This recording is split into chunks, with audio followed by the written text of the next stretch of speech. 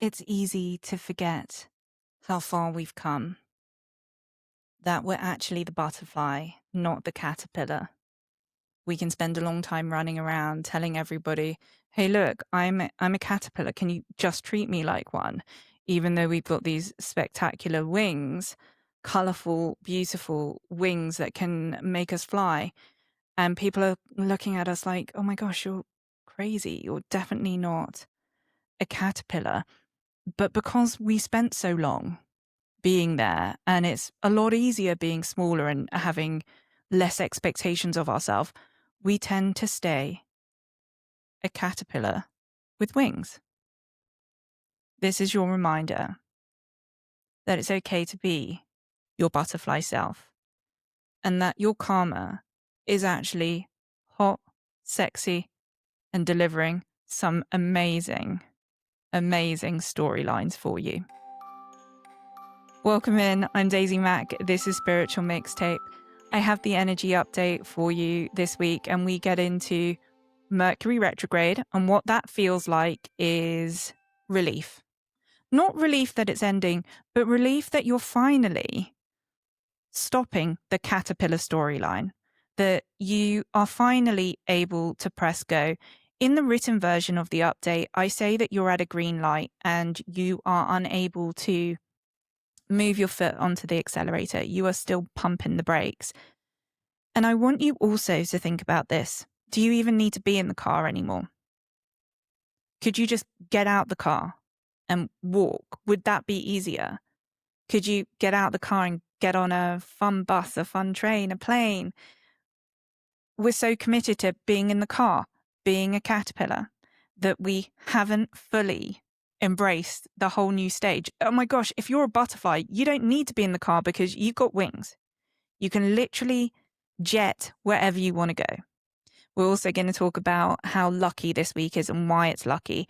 And that luck doesn't mean that everything is going to be a leprechaun with a pot of gold, but it does mean that you can walk around feeling like, and should walk around feeling like, there are leprechauns bouncing out at you with pots of gold. And I don't know why I keep talking about leprechauns, because I find them a little scary, but I think I'd like them quite a lot if they kept popping up giving me gold. And we also talk about karma and Saturn. So if you feel like you're in a bit of a loop, don't listen to people telling you that your karma is weird or bad because Saturn's in retrograde. That is just so ridiculous.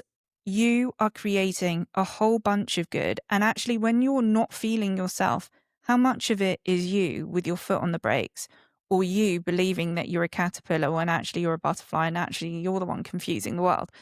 I'm the problem, it's me. Not that I think that you're the problem at all, but just that you don't have a karmic debt to anyone. So when you're having problems with your karma, it could be the stuff that you're holding.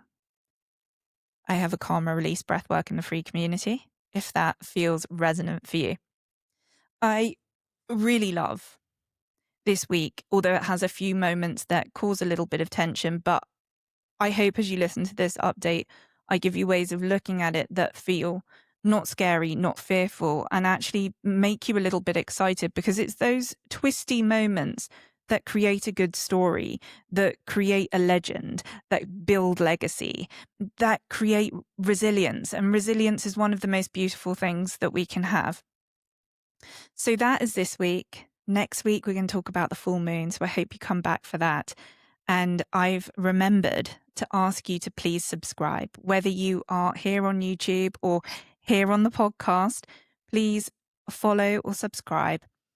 I find it really difficult to ask for these things, but what happens when one of you subscribes is that you make the ability for my community to grow and my ability to do this stuff for free so much easier when there is more of us together. And I love community.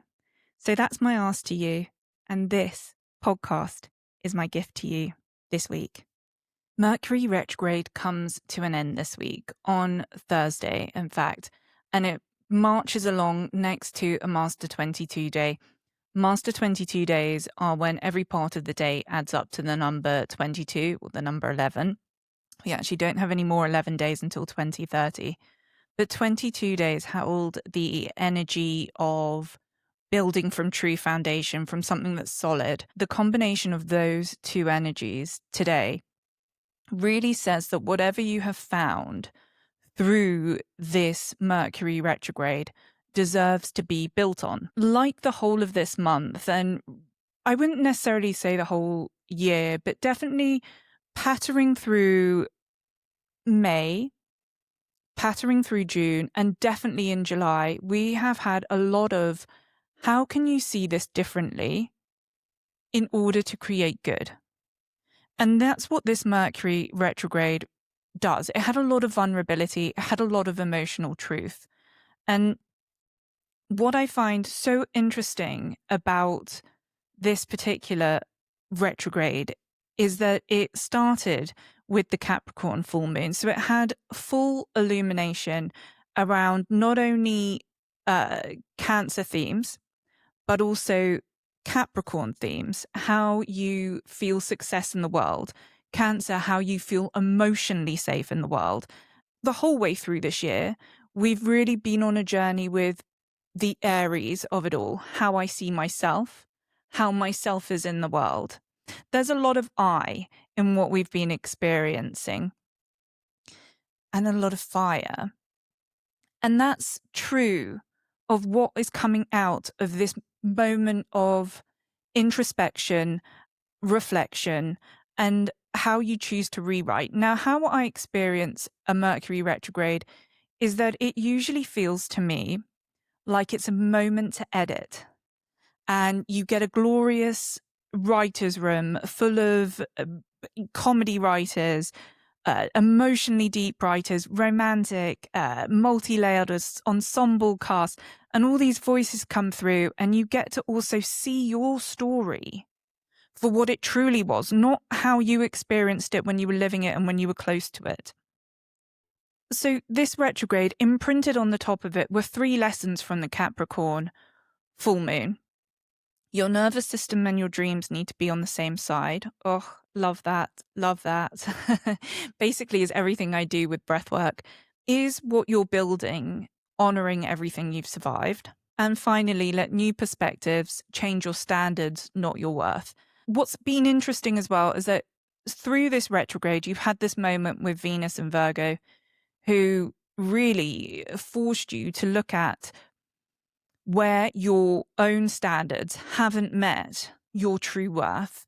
And for some of us, it was a little bit achy. It definitely was for me. A few things happened that day when I was like, oh God, really? Do I have to face this now? Do I have to look at this part of me now? And you'll find, and we're going to get to the Jupiter of it all in a second, you'll find that there are other energies that support this. What is the truth that's underneath who you are? And the thing that I've put in the written update that I think is true for us to share on the podcast today is that we are about to get green lights. Overall, all the energy right now is positive. There are moments of tension, but the tension is to create something better on the other side. With that, you're going to get green lights. But the green lights come with a caution. They signal to go, but only you can take your foot off the brake and put it down on the accelerator. And for some of us, we may be too scared of what might happen when we stop being still and we go. And if that resonates with you, spend some time thinking about how your nervous system can get on the same side of your dreams. If you have big dreams, you need a strong sense of self and a strong physical nervous system. You need a strong control center to get them. If these are things that you've never done before, you need an even stronger sense of self and a stronger physical system to get there. And I don't necessarily mean like, your muscles and punching and fighting. I don't mean things like that. I mean the nervous system, the thing that makes you respond rather than react. So what I would say to close this out on the Mercury retrograde is there is importance on reflection. There's also a ton of movement right now. The scholarly hermit archetype that, some of us love to live in. I love to live in it. I love to be quiet in my thoughts as much as I love to be social with my friends. When it comes to making my decisions, I like to sit on things quietly.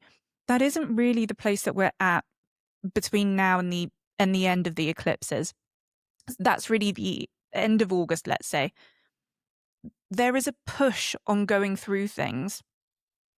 So before we get to the end of that Mercury retrograde on Thursday, and you have these moments I'm going to tell you about in a sec that happened before that create a lot of action and in some cases create a bit of drama. But if you could go into this part of what's coming next with lessons embodied, really clear on who you are and what it means to you, what would that look like? What are the questions you're honestly asking yourself and truly authentically answering? So Big Uncle Jupes is a thing this week, and he's been coming through as a thing since the beginning of the month. Actually, on the 1st of July, he moved into the sign of Leo.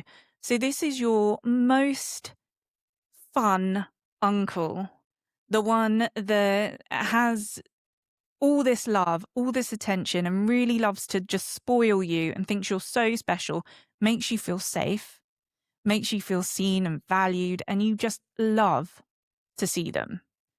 And every time you have an idea, they're just your ride and die with it. They are like, I can't believe you haven't done this yet. How do I help you? That's Jupiter in its best moments. And when it's in Leo, everything is bolder and brighter and really in its happiest aspects, most beautiful.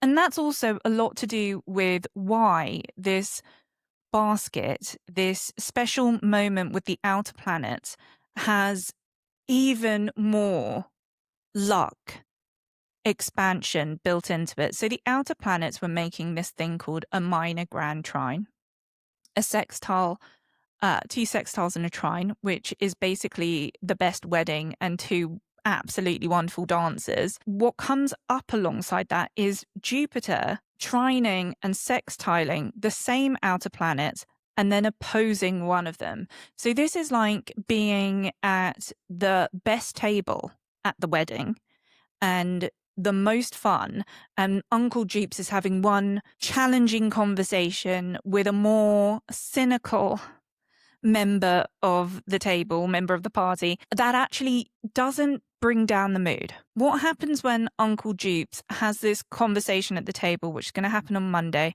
It's the opposition to Pluto. It will feel quite sobering. Think about that as if you were at the wedding and what that conversation could be to you in this Mercury retrograde, in this moment of raising your standards, of honoring everything you've survived, of creating a nervous system, an emotional safety within you that can hold your dreams.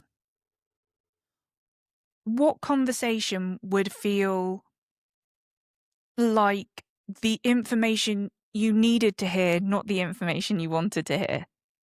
That's what Monday is. It's tension, but it's not criticism. It's not something to run away from. What you get from being uncomfortable here is really worth it. And it's only a moment. Although the outer planets move slowly, it's only a moment that this happens, but the impact of what you hear, what you take in, and how you process it will last a lifetime. I'm sure you guys have had moments where someone has said something to you, and at the time it's really been achy to your heart. What it's more going to be like is your best friend saying to you, hey, please, can you never do that again? And of course, you're going to listen to that, and life will tell whether you do it again or not. But that's the sort of moment that it's going to be. And because it does last a lifetime, it's really hard not to focus on it when it's just one of 3 aspects that Jupiter is making this week. And what happens next week is that Jupiter makes a Cazimi. This is when it moves through the heart of the sun illuminating and putting all of the sun's positive energy, all of the good energy into whatever's happening that day, which also happens to be a full moon in Aquarius. We're in the age of Aquarius. It's all good. It's a lot of dawning and realization, and it is truly like living in Christopher Nolan's movies. Hopefully not the Odyssey, but that sort of wild Interstellar or Inception, where the ties through quantum physics and thread theory or string theory like move through how you're actually living your life, and you're like, suddenly, wow, time and space just completely flipped over, and I'm here, and I think I just moved through the Matrix. Yeah, I just said all of that, and I mean it. It's super special what Jupiter does this week. It brings a lot of abundance, luck, growth, expansion to all of the good that's already happening. And if you felt that some of your good is really quite small, and actually you're still dealing with a lot of admin, hello, my health insurance stuff, you've got to not focus on the one problem or the two problems or the five problems. You must look at who you were 5 years ago, 10 years ago, 15 years ago, and understand how far you've come and how proud you should be of yourself. I'm not really one that advocates for saying that they're proud of things or proud of themselves or proud of others. Not because I'm not. I like to say I love you and I love that for you and that's amazing and I knew you could do it. So when I tell you to be proud of yourself, or when I suggest that you should, I'm really saying it. I truly mean it. You could get lost, not in the mundane, but in the minutiae of it all, because there's so much energy happening in general, has already happened, and it's slow-moving energy. The Saturn in Aries, slow-moving, and we're going to come to Saturn, actually. I have a whole thing to say about him. The fire horse, that's not gone away. Neptune in Aries, not gone away. Chiron moving into Taurus, not gone away. These are long-lasting energies. We just happen to read them through the dances, the fights, the romances that they have with these other planets and what that says in the moment. But their general story, like your story, doesn't end just because you stop talking to Y. To round that up, is talking in conversation with the outer planets. And what's crazier about this, beyond the fact that the outer planets have already or are finishing up a minor grand trine, is that they are at the same degree point. Rather than getting you bogged down in the astrology of it, which isn't what this is about anyway, what I want to say to you is this is like these 4 important big people in your life, in your community, getting on the same page about something, but still having their own way of talking about it. They're all at the degree point of 4 in fire signs and air signs, I believe. So the conversation is sparky. It is full. I want to say abundant again, but that's not actually completely true. And I actually don't think any of us truly know when this is going to happen again. It's definitely not going to happen again in our lifetimes, or for me at 42. I won't see Neptune, Uranus. I won't see Neptune, Uranus, Pluto, and Jupiter in this kind of configuration again in my lifetime. It hasn't happened in my 42 years before. This is very special. And that's why it's really important to see its goodness and to understand that not only did we get given this minor grand trine by the outer planets, we get given it almost again by our most happy planet, Jupiter. Comes in and kisses them all. Best guest at the wedding. I want to talk to you about karma again. Saturn moves into retrograde this Sunday. And there's a lot happening this Sunday. Gosh, let's flag it all to you. The nodes move. So we have them moving north node. So that's the direction you're going in, moving into Aquarius. This is why that full moon in Aquarius next week is so important. The south node moves into Leo and the sun opposes Pluto retrograde. So we're going back to that Pluto energy again. But I want to talk to you about Saturn retrograde in particular. And if you want to read my actual update on that energy, it drops it into the membership. This week it will drop in on Monday. And that's free, by the way. You don't need to drop in a credit card. There's nothing like that. You're not in a funnel. I wish I sent more emails. My brain doesn't work like that. I care more about turning up on here and making community. Look, you have to trust who you're getting your information from, because there's a lot of people out there preaching about how bad this next 4.5 months is going to be. I love social media. I wouldn't have a business without it. But a lot of social media rewards the negative. That is not good for people who like energy work and for people that follow astrology.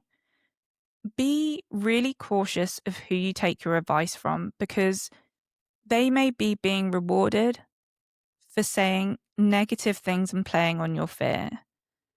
I try always to keep Spiritual Mixtape on the positive, which is why I don't see this Saturn retrograde as a bad thing. When you put it together alongside everything else that's happening, it is a great scaffolding and foundation and renovation moment. Sure, that can be scary because it can be overwhelming. It can be a lot. It can be not fun to have to redo things, to relearn, to understand that criticism is sometimes criticism, and criticism sometimes is incredible feedback. Actually, when you're on the other side of it, it may be the thing that improves your personal life, your business, your romantic life, so much so that you end up getting what you deserve. Not what you want, what you deserve. And you deserve more than what you want. I guarantee it. You're all nice people. And I'm actually going to shout out to creators that I love following. Chani Nicholas, I'm sure lots of you follow her, and Molly McCord. I view both of them as very safe places. I feel like they read it for you in a way that isn't going to scare you. When I was at my worst point of my PTSD, 2020, 2021, I couldn't even read or listen to astrology podcasts anymore because they were so doom and gloom, especially coming out of COVID. They all thought everything was going to end. That's really when I got deep into Chani and deep into Molly McCord. And I find that they deliver the tough stuff framed with love and compassion. And even when they're telling me something hard, I don't feel like I need to run and hide. I feel like I can take it on. So those are my shout outs for other creators. Not that I think I'm on par with them. I think they are miles ahead of me. And they are something I don't even aspire to be them. I just love their work. I am me doing my thing, and I love their work. And I love how they tell their message. And I'm just a fangirl. That's what I am. I'm a fangirl when it comes to them. With this Saturn retrograde that's happening, it does deal with karma. But as I've been talking to you about karma on the podcast, I don't believe that the karma we're having to deal with is a debt that we owe to other people, and that if we put a foot wrong, we're going to create a bigger debt. I feel like when people say that stuff to us, they are supporting a system, patriarchy, that keeps us small, and is designed, maybe not keeps us small. Let me say that kinder.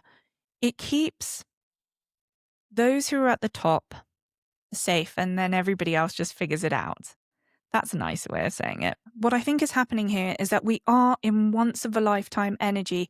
We chose to be here in this moment in time, and we didn't choose to be here to fail, to have a worse experience than our other lifetimes.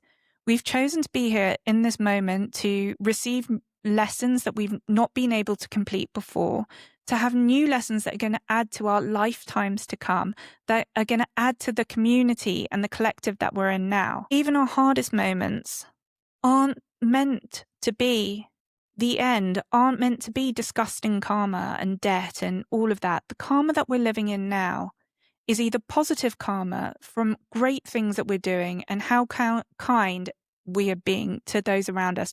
And never underestimate kindness. It's not the same thing as being nice. Kindness is a form of strength. Saturn also, interestingly, governs the next full moon.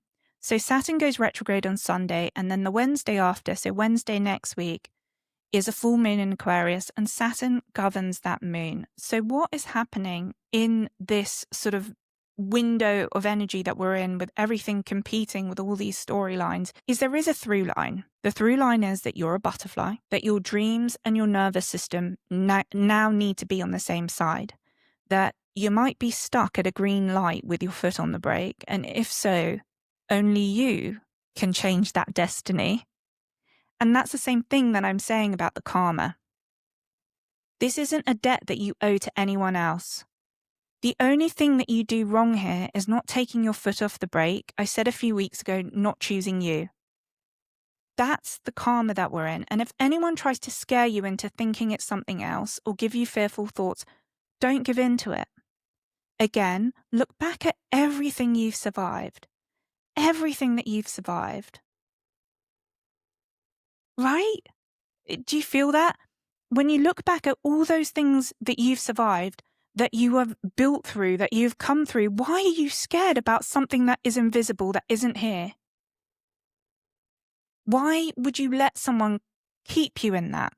And I think that that is a really important place to not necessarily bring the pod to a close, but to round this idea up. Don't let outside influences make you small. Don't let outside influences bring all of those standards back down for you.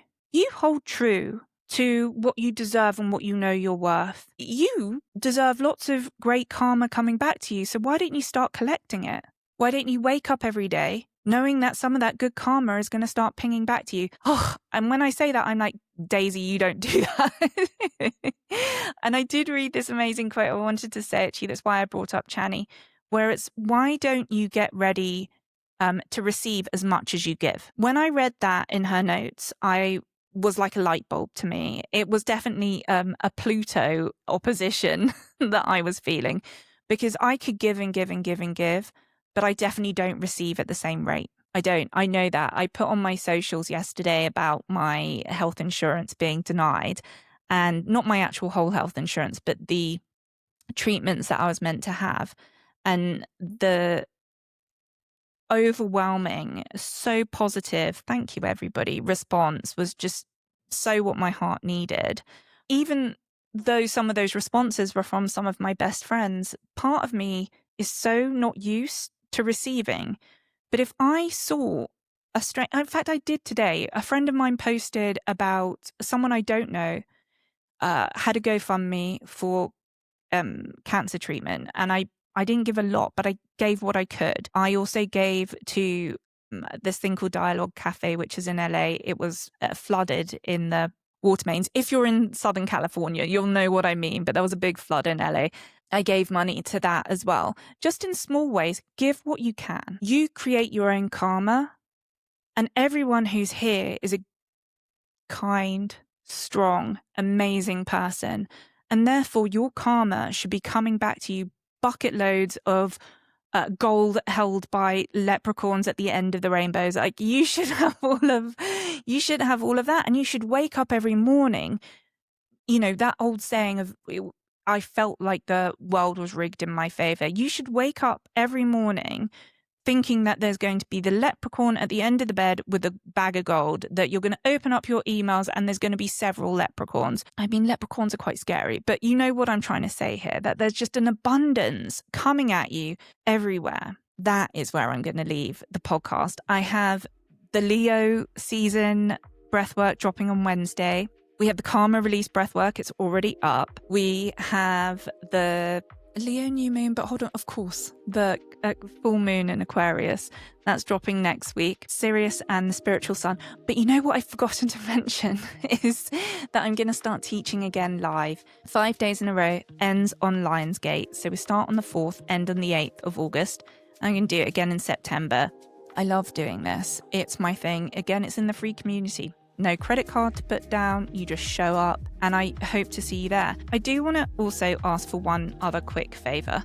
I'm very bad at asking for people to subscribe. If you haven't subscribed already, please, please, please do. I'm really good at asking for people to comment because I love talking to you and I love the exchange. I find it way easier to give than to receive, which is lots of people on here. But if I were to receive as much as I give, what a mind-blown moment that is for me, because it's like, why don't you ask people to subscribe? You're literally here giving your podcast and making it, spending all Saturday reading, writing, and enjoying being in the creation, but then you don't even ask for a subscription from people, which again is just a click. But I don't. And if you're listening to the audio version of the podcast, hello, my OGs. Thank you for being here. Please follow the podcast and give a review wherever you're listening. Next week on the podcast, we are going to really focus on the Lionsgate and the full moon, which happens to be same day as a Jupiter Cazimi. Very, very auspicious, super lucky, probably the luckiest day of the year. Well, go have fun with all of this Jupiter. So your fun uncle, rich Uncle Jupes, go enjoy the end of the Mercury retrograde and really lavish yourself in the story that you're telling now, because it's true to now and it's something underneath it is really holding you up. And most of all, know that your raise in standards is deserved and please stick to it. Your karma is hot, sexy and brilliant, and I can't wait to see what it brings in for you. See you next week.